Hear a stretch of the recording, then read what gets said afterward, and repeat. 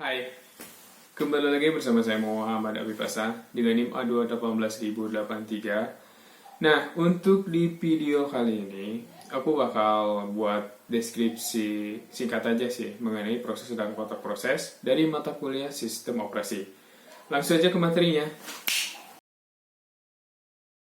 Nah, untuk deskripsi proses tersendiri, saya mengangkat pengertian dari J.S. Badudu dan Sultan Enjain yang mengatakan bahwa proses adalah jalannya suatu peristiwa dari awal sampai akhir atau masih berjalan tentang suatu perbuatan, pekerjaan, dan tindakan.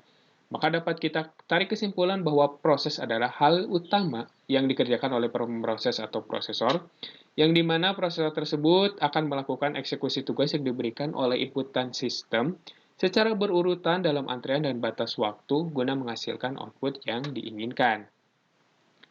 Nah, untuk proses state atau kontrol proses telah dijelaskan sebelumnya bahwa proses merupakan bagian utama dari sistem operasi, ya kan? Maka adanya proses tersebut harus bisa dikendalikan sepenuhnya oleh sistem secara otomatis.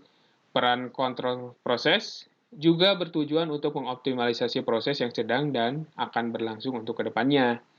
Nah, untuk dispenser tersendiri ini merupakan program kecil yang ada dalam sistem operasi yang gunanya itu memindahkan prosesor ke proses-proses yang lain. Misalnya ada beberapa proses dan dispatcher ini akan mengubah nilai program sesuai yang dibutuhkan guna mengoptimalisasi proses yang sedang berlangsung. Gitu intinya.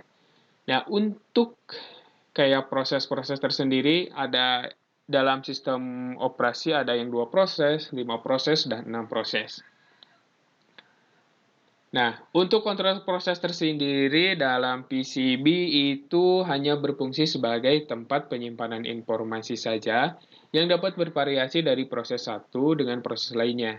Kita ketahui bersama bahwa sistem operasi itu mengakomodir beberapa proses, maka adanya PCB itu untuk sebagai informasi penyimpan data informasi saja dari proses-proses yang akan berlangsung ke depannya, gitu kayak ID proses, prioritas eksekusi, status proses, dan kayak gitu memori semuanya ada di PCB. Nah, untuk PCB tersendiri dibagi menjadi 3 bagian utama, yaitu proses identification atau proses yang menyertakan identifier pada setiap prosesnya. Yang kedua, ada proses state information, yaitu di mana potongan-potongan informasi yang isinya menjelaskan status proses yang ditangguhkan, memungkinkan sistem operasi untuk melakukan restart serta masih bisa dieksekusi untuk kedepannya. Maka untuk proses state information ini kayak kalau misalnya prosesnya itu masih terhambat dalam sesuatu hal akan disimpan dulu. Nanti misalnya sistemnya sudah berjalan untuk pemrosesannya lagi, maka akan diproses kembali untuk kedepannya. Mungkin seperti itu. Untuk yang ketiga itu proses kontrol, yang dimana digunakan sistem operasi yang akan mengelola proses itu sendiri. Mungkin cukup sekian deskripsi proses dan kontrol proses dari saya. Mohon maaf bila banyak kekurangan.